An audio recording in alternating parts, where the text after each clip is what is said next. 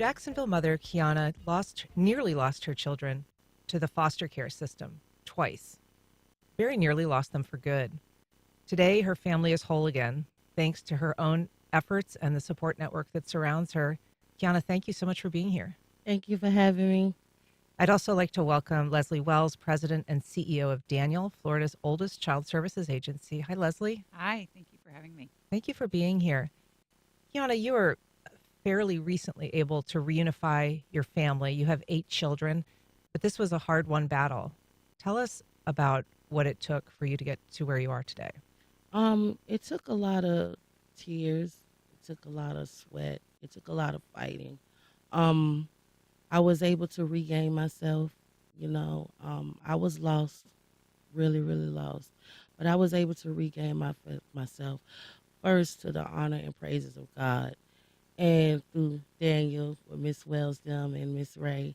I was able to get to programs that I was needed. I was struggling with a real bad addiction.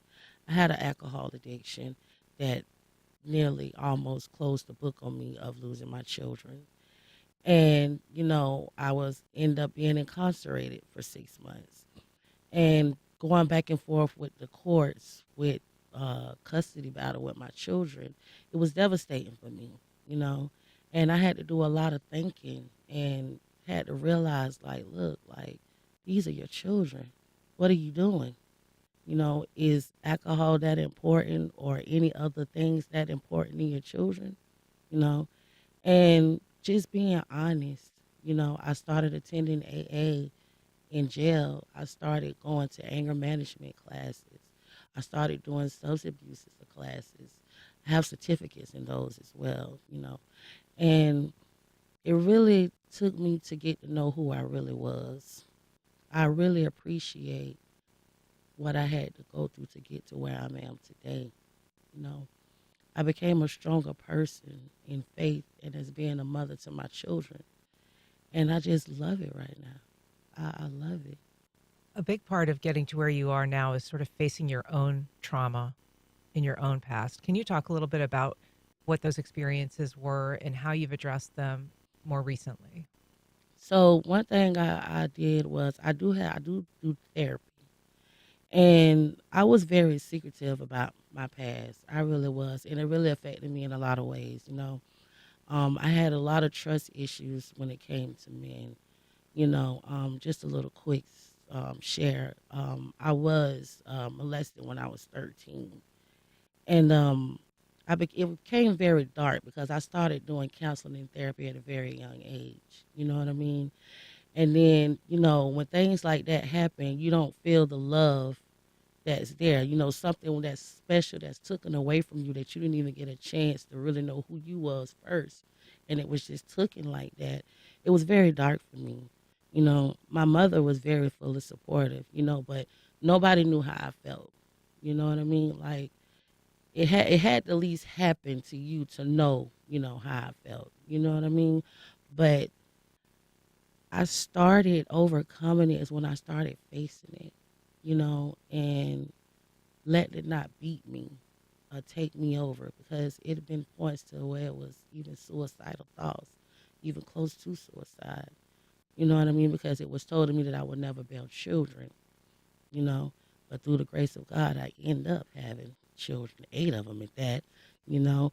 But just speaking about it and talking about it and facing it is how I overcome it. And I still do each and every day. I try to, witness to a lot of young people, especially when they're involved in people. I try to let them know, make sure who you're dealing with.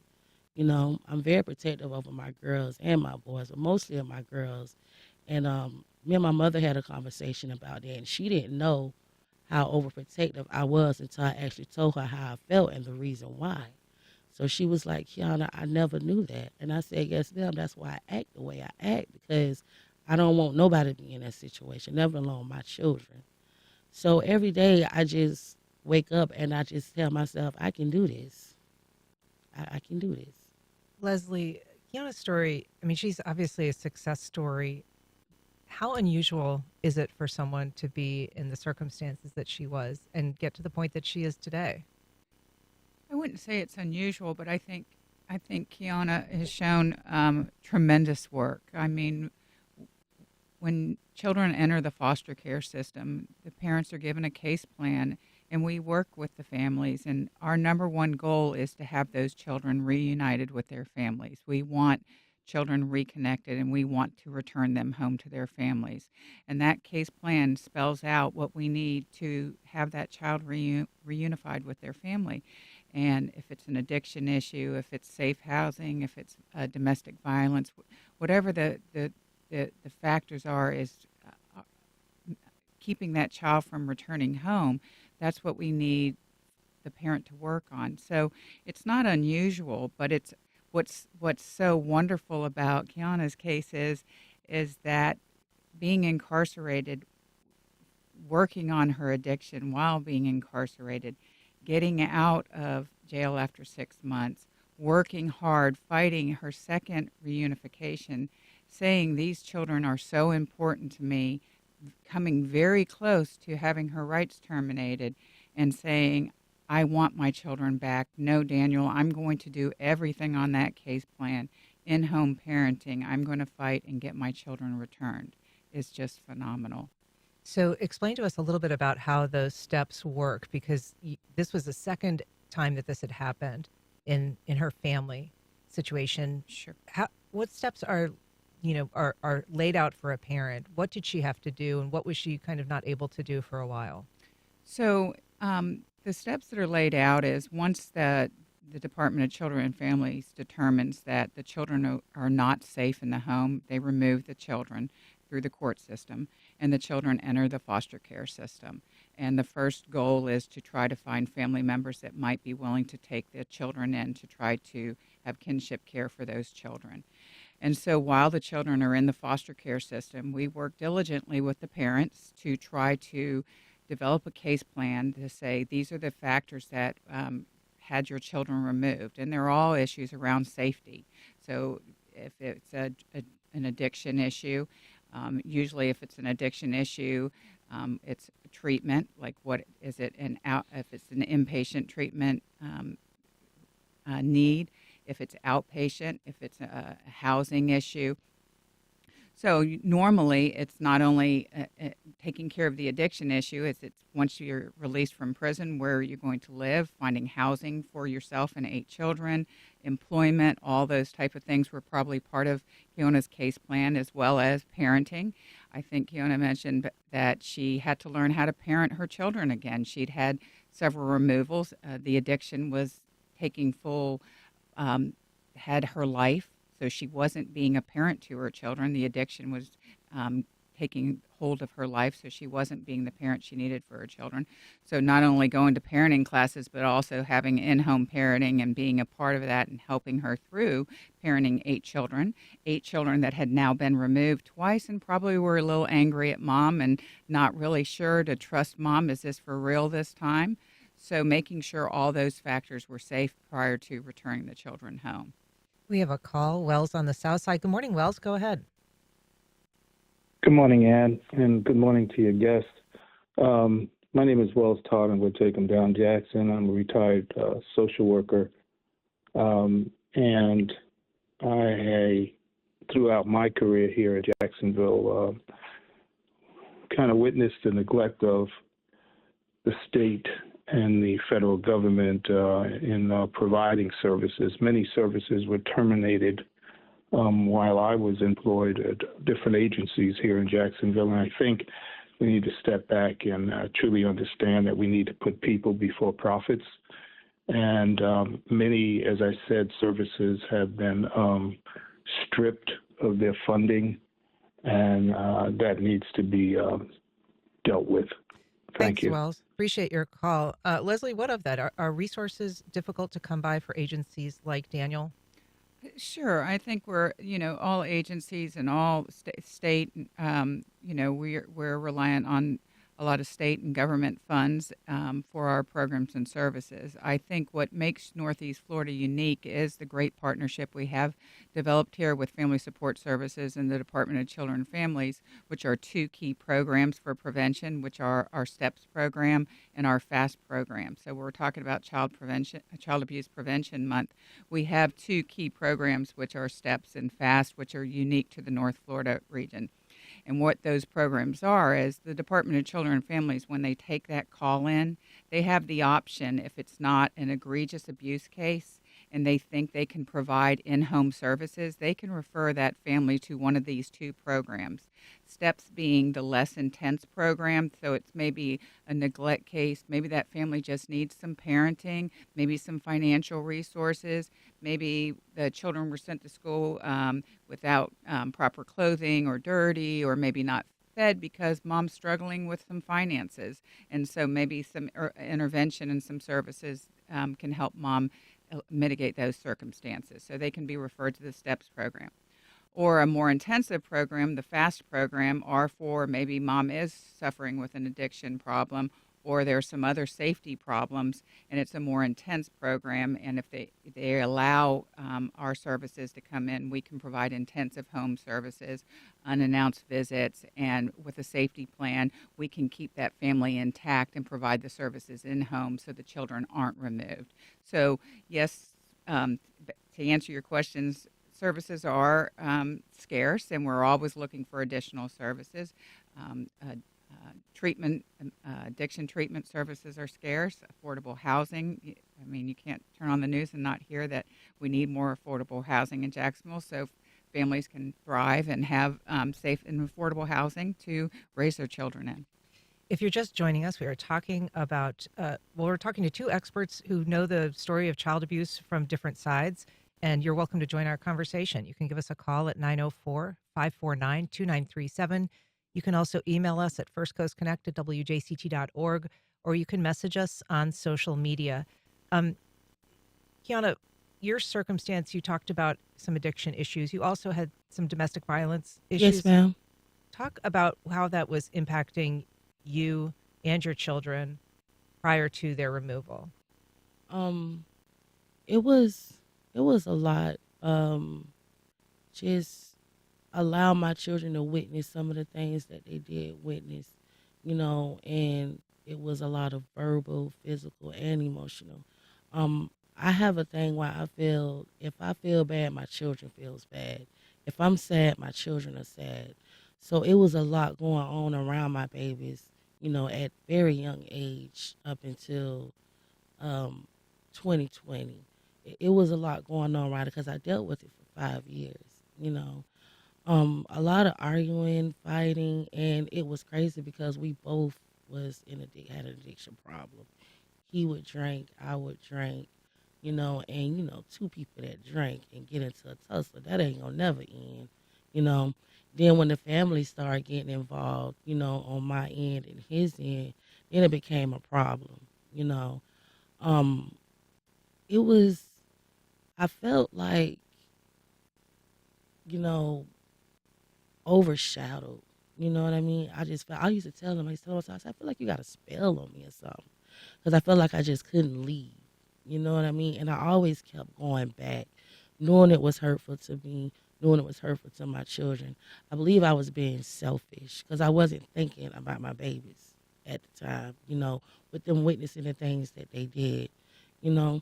So when I had the first case, my children was removed for violence, too much violence going on, and it was some serious violence, very serious.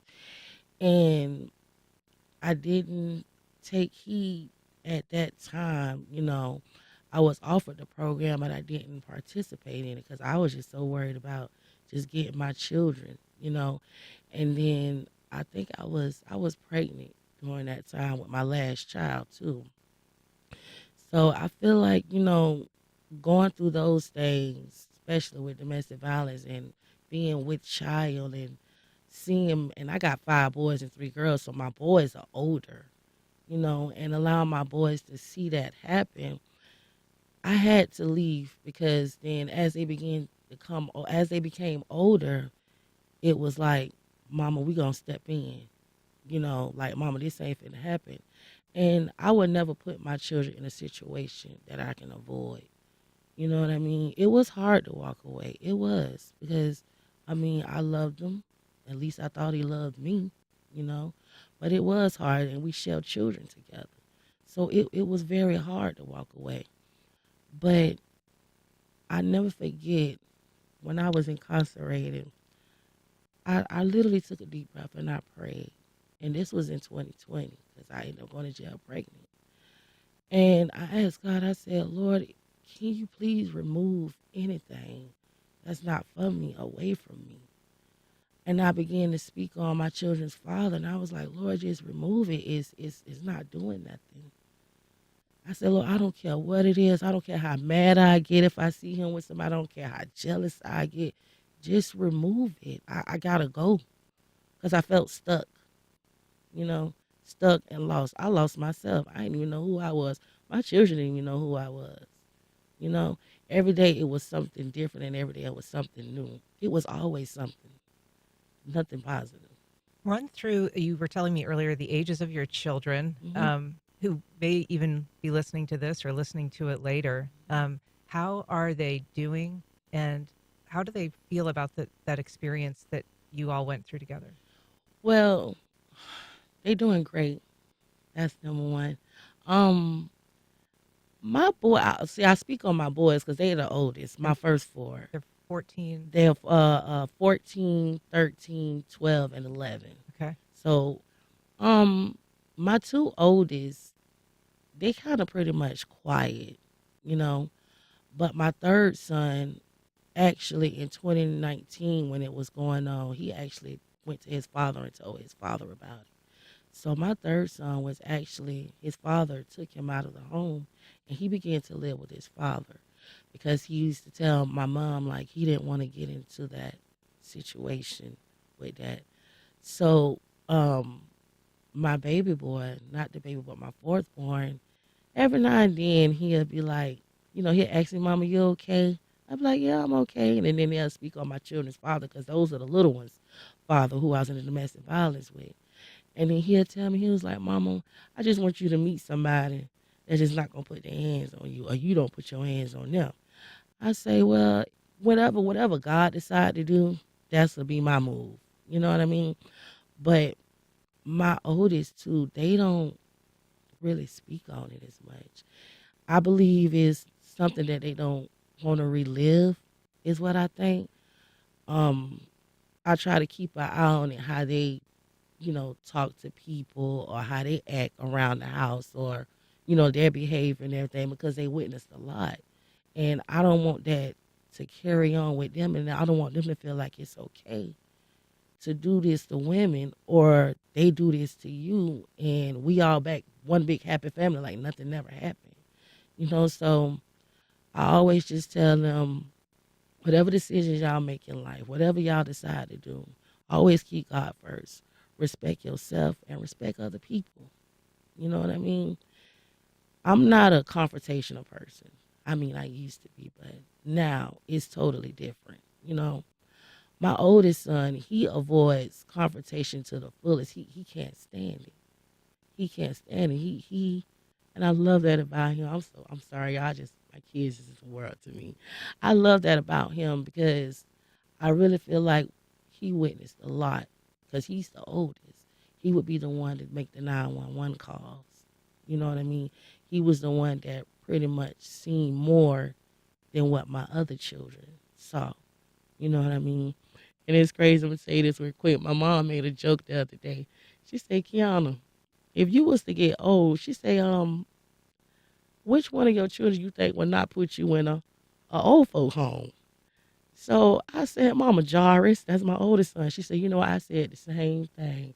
And when I looked in the back seat, he started smiling. I said, you wouldn't put your, he said, no, Mama, I take care of you. So he really holds a special place in my heart, and we don't talk about it. He's one of my kids. We don't really relive the past. I always tell him, it's the past. We don't want to to affect our future and our present. Now, it be some days they ask questions, especially with being in my recovery with my sobriety. They ask, questions sometimes, like, Mama, where you going? You ain't going to the L store, which is the liquor store, because that's how they abbreviate it. That's what I told them. I don't like that word. You're not going to the L store. Like, no, Mama not doing that. So, So they kind of keep yeah, you. they do. They do. They keep me on my toes, and I like that. I'm kind of sad that they had to go through all that stuff, but in a way, I'm kind of happy because I got somebody that knew what Mama went through and knows me, knows who I really am, and they fully supportive about it. They love never lost. That's the real part about it. It wasn't nothing different when they came back home. The only thing was different was like their behaviors. Everybody we looking at each other all weird. Because everything is new. And they never seen me like this before. I have never been sober until 2022. Never been sober? Never. This is my first time. And I've been clean for 15 months and I have not one relapse. Congratulations. Thank you. And I never thought that I'd get to this point. I'm glad I went to jail. And the reason why I say that, because God saved me first and then being incarcerated. Because it really woke me up to like, you got 8 children. Ain't nobody gonna take care of your kids like you. You know what I mean? And every day it's different for me. I'm happy. I'm at peace. Sober. I get to tell people, hey, if you can do it, I can do it. The help is out there. I can appoint you to it. You know what I mean? And I just love my lifestyle right now. Nothing could never take me back. Nothing. It would. It really is a remarkable story. You were saying earlier that you never stopped being a mother, but you weren't a parent. Yeah, I was always a mother, but I wasn't a parent. And then I didn't know the fundamentals of being a parent until I actually got in the Daniel program. I had a parenting class and I had family recovery. It really taught me a lot about my children, also disciplining children. Um, I wasn't raised where mama always, like spanked on us, stuff like that. We got chastised, but we was disciplined in a totally different way. It was always a conversation. My mama would, talk it out and to see what's the problem, what's going on. You see what I'm saying? So being introduced with Daniel in the parenting program is like I had to become different from my mom. You see what I'm saying? And I actually sat and not saying my mama didn't listen to me because I was pretty rebellious. I was going through a lot. So my personal thing, I didn't feel the love. You see what I'm saying? So I'm thinking that speaking of my mom, is going in one end out the other, but it was never like that. And plus, I had a sick sister. So, and being with the parenting, it's just like, oh my God, learning. We had a thing, what did Miss Gresha call it? She called it shark music. And that's when either the child gets upset or I get upset. What are we going to do about it? And she was like, what do you do when the shark music comes? So it would be different situations that I would have to speak on. Like if my child didn't listen to me, or if I say go stand in the corner, then you run off and do something else. Like, what did you do? And what parenting taught me is, first of all, I would reevaluate myself. You know what I mean? Because you can be mad at something else or somebody else, and that anger can go towards either your children or your spouse or whoever's there at that time, and it's not even directly to them. You know what I mean? So I would have to evaluate myself first to see where I made the mistake at. You see? And then I would go to my children, and I would let them know, listen to mama. Mama ain't gonna mislead you. I'm gonna tell you what's right. But you finna get in trouble. I'm finna either take that phone or I'm gonna take that game. You can't go outside. No snacks right now. You see what I'm saying? She taught me instead of just yelling all the time, you know, because they have feelings, you know, and little kids, they don't show their feelings much as an older child would do, you know, but the little ones, you could just get them a piece of sugar and then everything will be okay. They'll run off like nothing ever happened. You know what I mean? But parenting teaches you to actually get to know who your child is, and they can get to know who you are. You know, so Lesley, I want to ask about, what you know about children in these situations. I mean, obviously kids are resilient, but, it's traumatic to live in a household where, there's that kind of level of addiction or violence that's happening. And yet Daniel does prioritize, if at all possible, reuniting a child with his family or her family. Why is that? What does the research say about, kids in homes like that and how they do if they're taken out of a home? Sure. I think there's sorry. I think there's a lot of research out there that still shows that children are more successful if we can maintain them in their homes. Even regardless of the Right. circumstance. I mean, of course, if maltreatment and there's abuse, active abuse going on, we have to keep children safe. As a society, we have to keep children safe. We can't leave them in a physically or an abusive home where they're at risk for injury or death. So we have to keep children safe, of course. But if we can put programs in to keep children safe and work with a parent in the home versus removing them, there's less trauma. Taking 8 children from a home and trying to find a relative that can provide for 8 children is probably not possible. So you have 8 children scattered around, going to brand new schools, learning new people. The trauma of leaving their home, the fear, the scare, the anxiety, also the abuse that was happening. As Keyonna stated, she hasn't been a parent. She hasn't been sober her, almost her whole adult life. So what did life look like for them while they were there? So the trauma just of living in that household and now coming into the foster care system. So of course, at all possible, if we can keep children in their homes and find ways to strengthen those families in the home, that's the best outcome. So, so also in the state of Florida, when we privatized foster care, we also had the 12-month permanency to say to parents that you have 12 months to really work on getting your children back. We want to have you work your case plan, but if not, we're going to move towards terminating parental rights so children don't linger and grow up in the foster care system anymore, because we know children deserve the right to grow up in a home. And that was the deadline that Keyonna was running up against. Yes, she was. So you came pretty close, it sounds like, to having your parental rights terminated. Pretty close. I was there. I was there. It was no changing their minds. Like, it was like, because the record was so thick, it was like an open and close, like that was it. I wasn't even incarcerated that long before they started. Well, actually, my children was already removed before I got incarcerated. And they was gone for a little over a year. And they was just, no. Like, it was just too much, It was like I was offered the programs, but I wasn't fully participating in like I was now, And it was a closed book. I just give all glory, honor, and praises to God, because it was, whew, I cried every day. I cried every day. Just the thought of my kids being with somebody else, and then the father stepped in.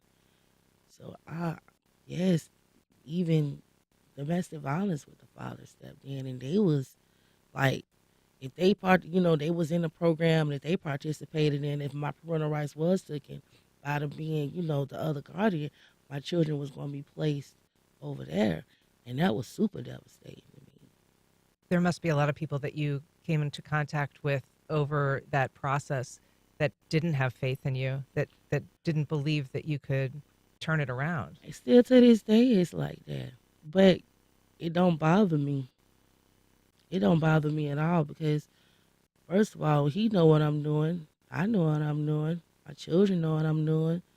especially my mother and my father, my grandmother. I love my grandma. I told them when I was in jail, I said, before y'all leave this world, y'all gonna see me make a change. And I told them that. And that's what I did. My sister had died in 2020. My mom only had 2 kids. So that took a big toll on me too, especially with the alcohol. Real bad, you know. So, and then my mom took care of my niece and my nephew. So just had to see my mother like that. And with my sister being gone, alcohol was my best friend. That's the only thing I turned to. Lesley, we're going to wrap it up here, but just if people do need to, if they're in a crisis situation, they need help. How can they access it? Sure. You can go to danielkids.org and see the various programs. We also have at Daniel several programs that can help families like Keyonna with if her children are struggling through reunification, and she does, or if the children are experiencing some adjustment problems being reunited. So we have our wraparound program. We have therapeutic programs that can help. Keyonna can still continue in the parenting classes. She can continue in adult mental health treatment. We also have children's mental health treatment. But and also, if we didn't touch on it too much, but if you suspect somebody that might be being abused, and you can call 1-800-96-ADOPT and let the experts investigate that. And that's what that number is there for. It's an anonymous call to the abuse hotline, but it's really important that you just don't sit back if you suspect it. That we have an obligation to make sure that children are protected and that it's thoroughly investigated. Well, I would like to thank you both, Lesley Wells, Keyonna. Thank you both so much for being here, for talking about this issue, and congratulations to you especially. Thank you. Yes, thank you so much, Ann.